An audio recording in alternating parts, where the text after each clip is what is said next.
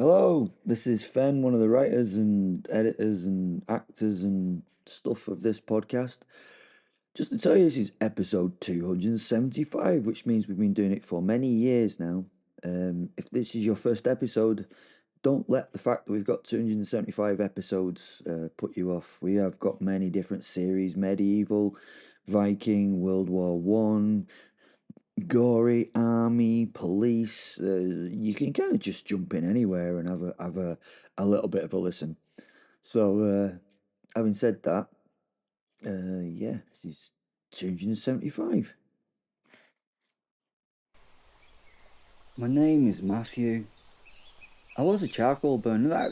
It's not a particularly important occupation when compared to most things. I didn't really make things that like kings wanted or needed. I didn't ride war horses, didn't carry a sword, I didn't know how to read. I simply cut wood. I stack it, I cover it with earth, and I set it alight, and then I wait. Patience. Charcoal making is patience. You put wood beneath the earth and allow it to burn without flame. Too much air and the whole thing catches and you lose your hard work. Too little air and the heart of the burn, well, it dies. You learn much in patience, to watch the smoke, its colour, its quality, its smell. You even learn to listen to the fire. Sounds strange, doesn't it? You learn that something can be burning beneath your feet even when there is nothing or little to see. My wife used to say that was why I was suited to the forest. I was patient. She was wrong. I was afraid of the forest. I wouldn't admit it to her, but I was. I'm not afraid in the way that children are of, like, the dark. No, it's not that I don't respect that the dark is something to be frightened of. It's just that there's a difference. Oh, the forest was far older than our village, older than the church. It was new, older than the names we had given the streams, hills, and paths. I mean, it's not evil. I didn't think it was evil. It simply did not care whether someone lived or died. Why did I say it for the forest? I mean, I'm saying the whole forest itself is one thing, that somehow it thinks and reacts, that all the beasts, budding things, and even the bare earth seem to communicate. I believe that's true, and, well, that was enough reason to respect it, the forest. I had two children, a boy and a girl. My son was 8, my daughter was 5. I'll not tell you the names, doesn't really matter. I do not like really saying them when I remember that night. Names are for calling people home, and I have spent many nights since then wondering whether I would ever have been able to call them home again. That evening I was very late. Not uncommon, but my wife has little patience. The charcoal burn had been damper than usual. It had taken much longer than expected. The last of the smoke was finally thinning, and the light between the trees had begun to turn grey. I remember thinking that my Greta would be angry. That's my wife. Not truly angry, just worried angry. The sort of anger a woman feels when the man she loves has frightened her. She hated me going in the forest. I smile when I think of it. I mean, I could almost hear her. Matthieu! Just my name. She could make it sound like a prayer or a curse. Both the prayer and the curse could hurt me. Matthieu! It's usually both. I sighed. I did not need an argument tonight. Well, to be honest, who needs an argument? So I picked up my axe, I slung a bundle of yesterday's charcoal over my shoulder, and I began walking home. I prayed as I walked. I always prayed in the forest, not because I thought God was especially interested in charcoal burners. I simply found that the forest made a man remember how small he actually is. I crossed myself. Lord, keep my family safe. The words, the words just disappeared amongst the trees, but I smiled. Keep my wife safe. Then I thought about my children and the little ones. The forest became silent. No sound. It was listening. I stopped. I'd not stopped on purpose. It just felt like the right thing to do in that moment. Then something moved. Something moved in the woods. It moved wrong. It didn't fit. I knew the woods. I knew the sounds and the movement of it. I'd heard its narrative all my life. This was not a narrative of something that belonged to the forest. I worked hard to convince myself I was wrong. It was only a falling branch. I told myself that. A branch, falling. It had to be. The wind may have caught it. It may have just been weakened. Nothing more. I listened again. I listened hard. Nothing. So I continued the prayer. As I continued to walk my way home, God was listening to me. He would be there. He'd keep all of us safe. That was when I heard the footsteps. Footsteps really was a question because it was all that I could relate that noise to. Behind me, 1, 2, 3. I didn't like that. I stopped my prayer and the walk in fear, and the footsteps stopped. I took a slow look over my shoulder. There was nothing that walked. The trees stood black against the fading light. Anything could be in those shadows. No, I can't think like this. And then the hairs rose on the back of my neck. I was now uncomfortable. I waited. Nothing. I calmed my nerves, breathing deep. Then I laughed. Quietly, a nervous little laugh. You're getting old and jumpy, Matthieu. I touched a small wooden cross hanging around my neck. It was smooth and warm on my fingers. My wife had given it to me on the night we were married. The priest had blessed it, and I truly believed in that blessing. I believed in God.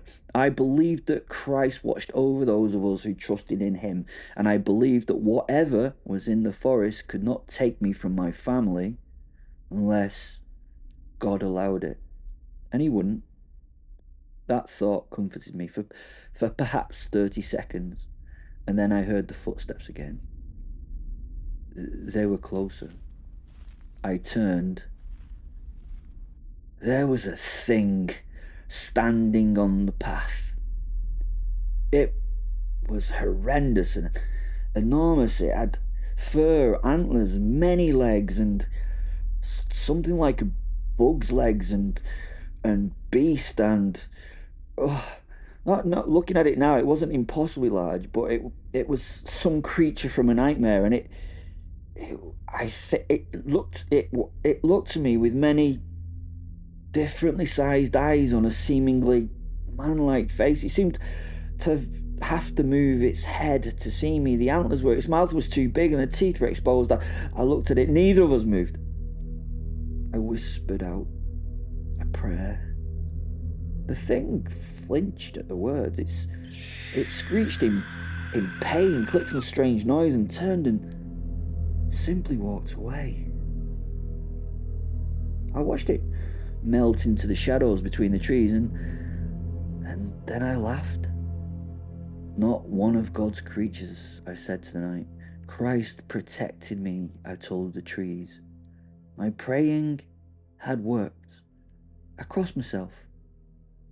I had faith. I had nothing to fear when in the Lord's protection.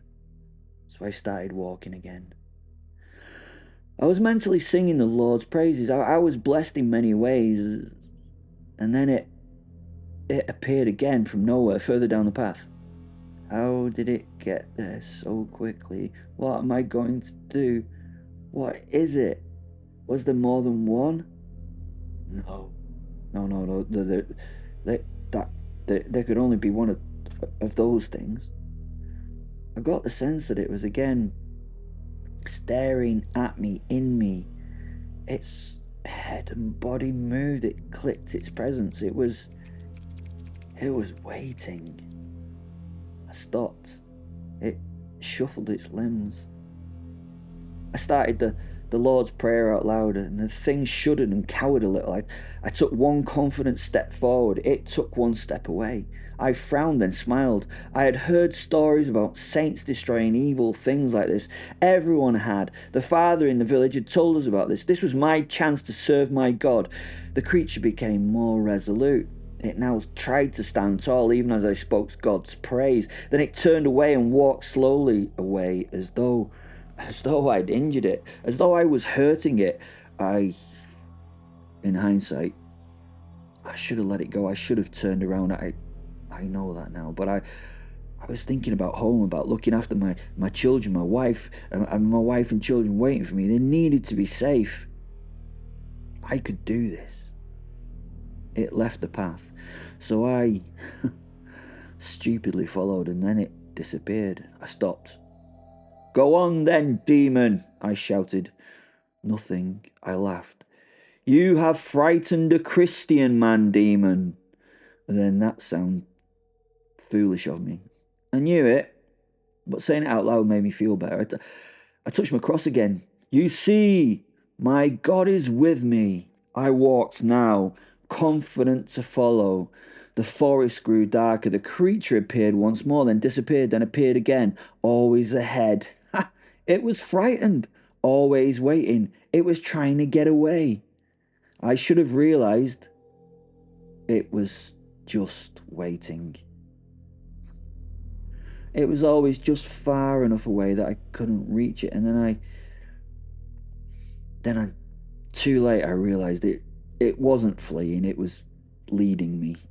It was leading me deeper into the unknown dark, which made me stop. No! I raised to the sky. The beast looked back. I took a step backwards. It didn't move. I took another step. It lowered its head. Not aggressively. Almost disappointed. I couldn't read anything of it, but the feeling I got was disappointment. That frightened me more than anything else it could have done. I turned. I'm not doing this. I'm going home. I now wanted only to be home. My children were waiting. I'd been foolish. I'd allowed it to lead me away from the path. It took 3 steps towards me, and then I heard something behind me, a sound very quiet, almost like a child crying. I froze. I turned. The creature was gone, but the crying continued. I knew that sound. It was the sound of my daughter made. It was the sound my daughter made when she'd been hurt. Oh, a little breath. A little whimper, then silence. I ran towards the sound. Branches struck my face, roots caught my feet. I wasn't thinking. I threw free the charcoal. I didn't care. I just ran to my daughter, my little girl. She was somewhere in the forest with that. How had she got here? Why was she here? Where was my son? Where was my wife? I screamed a name. Nothing. Then I heard it again, crying closer. I pushed through a wall of branches and stopped. There was nothing there, only trees. I stood breathing heavily. My heart was pounding. I whispered, Lord, please help me. Nothing. I looked around. Please, God. Still nothing. I touched my cross. It was cold. What's never cold to the touch? How was it cold? I began walking backwards slowly, carefully. The forest seemed to have changed. The trees looked different. They looked wrong. The path was gone. I couldn't remember which direction I'd come from. Then something moved between the trees. I saw eyes, many eyes. I raised my hand.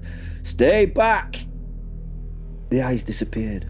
I whispered the Lord's Prayer. I got as far as, Our Father, who art in heaven, before something moved behind me. I turned. Nothing. I continued, although my throat was struggling. It was so dry. Hallowed be thy name. Something breathed, not near me, far away, but I heard it, a long, slow breath. I stopped praying, then forced myself to continue. Thy kingdom come. The breathing stopped. I smiled, a ridiculous little smile. There, I whispered. See? God is with me. The forest said nothing. I walked. Thy will be done. My voice wavered in the night. A moment, and then something snapped behind me. I turned. Nothing. On earth. Another snap, closer. As it is in heaven. I was now begging with my words. Something moved between the trees. I could not see it, but I knew it was there. I could feel it looking at me. I gripped the cross so tightly that it broke and crumbled in my hand. Give us this day our daily bread. The thing moved now towards me, around me. I turned slowly. Nothing again. Forgive us our trespasses. A branch moved, then another. Something was circling me, and forgive those. I couldn't finish.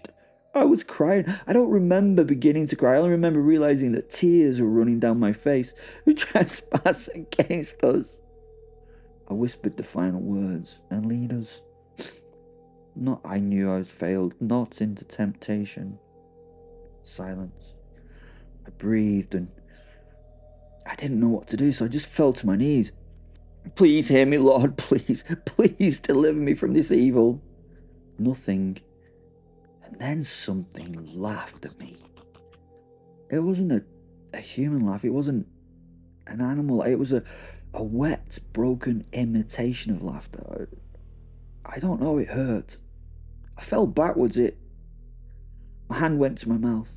No. I shook my head. No. I gripped the remains of the cross. Christ protects me, I said. The thing stopped. For a moment, I believed I'd been heard. Nothing then. Silence. I believed for a moment God had answered my prayer. Then a shape stepped between the trees.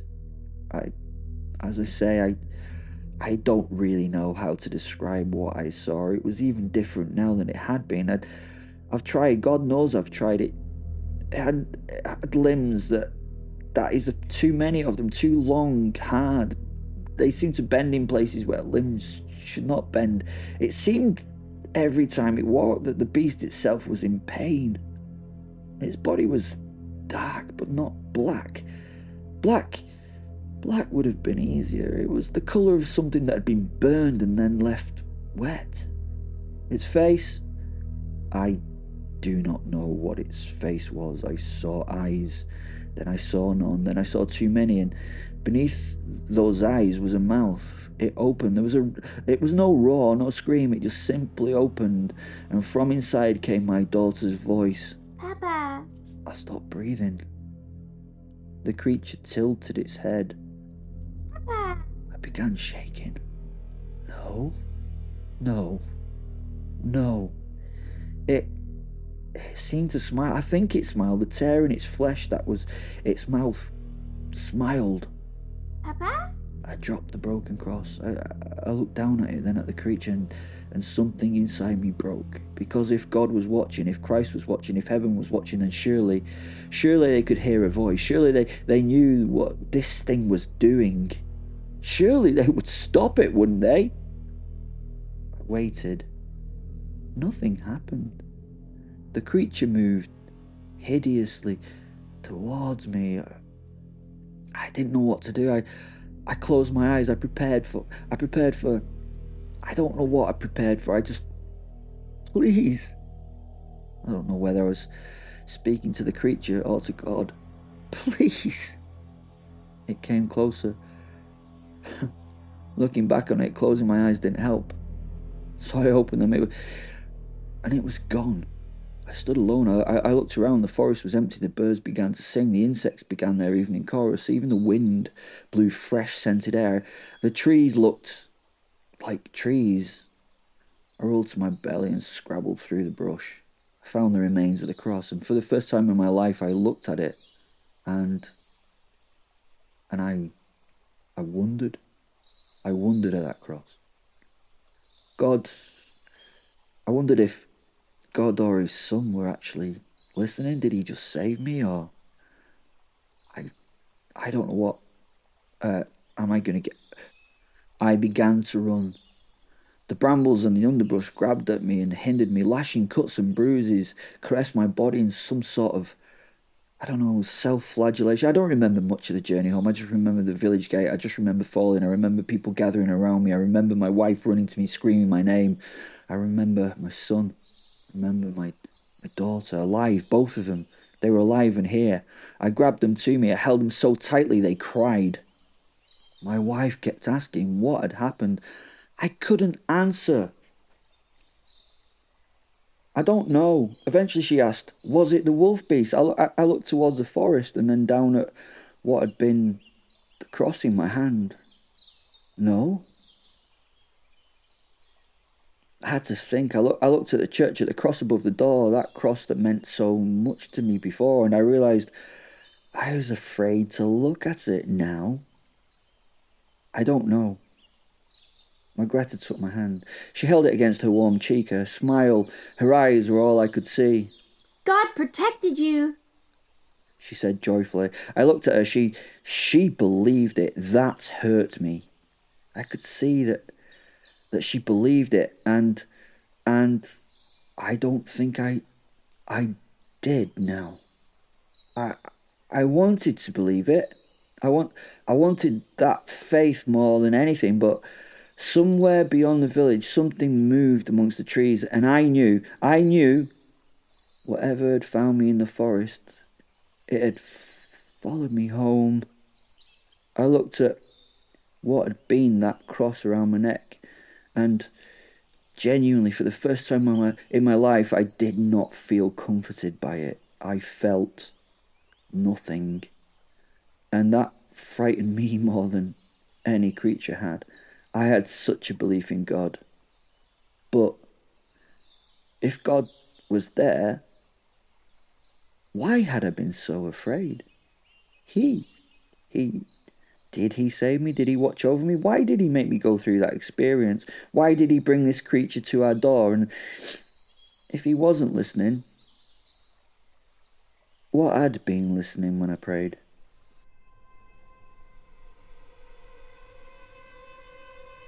Belphastus the Unclaimed. I were waiting for him when he returned. Not in the village. That would have been unnecessary and prodigiously stupid. Not least of all because I were getting over a nasty bout of the shits from the previous night. I'd been drained like a septic tank on several occasions, and this morning I had an arsehole like a blood orange. I were constantly scratching at it, which would likely have attracted someone wanted attention. As with the smell, I was standing therefore amongst the cover of the trees, watching and awaiting, listening. Matthieu, for that were the victim's name, fell at the gate. That were a bit unfortunate. I'd rather hope for a more dramatic, screaming tragedy of an entrance. Still, can't get it right all the time, can I? His beautiful wife came a-running. His two wonderful children followed. His son were crying. Fucking wimp. His daughter were laughing. I don't know what that says about her, but it was rather irritating. It seems children are remarkably resilient to tragedy when they don't understand it. But soon even they would understand tragedy. The little girl threw herself at her father and into his thankful arms. He held her very tight and for slightly too long. So slightly too long that she complained and wiggled as if to escape. I watched him kiss her hair. Again. And again. And again. He were crying. Pathetic. His wife was crying too. Made her look in that moment yummily vulnerable. Ah, right. Now I get it. The little girls laughed at that. She just didn't understand why everyone else were crying and it made her feel awkward. She were obviously fucking stupid. As simple as she was, she simply hugged her father. It was fucking disgusting, to be honest. Fucking disgustingly beautiful. Nice emotions drained me, so I nearly fucked off. Pierre next to me vomited silently. Quite an impressive feat, if I'm honest. No, not the puking. I mean, he does that most of the time. The impressive bit with a silent part of it. Then the bastarding priest arrived. Father fucking bastarding Etienne.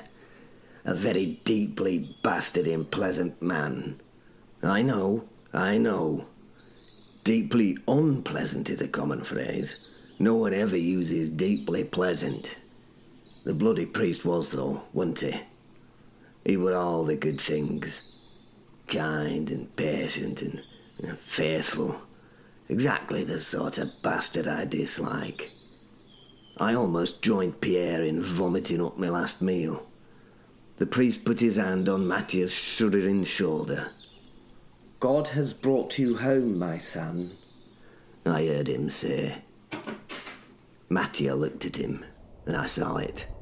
Oh, it were beautiful.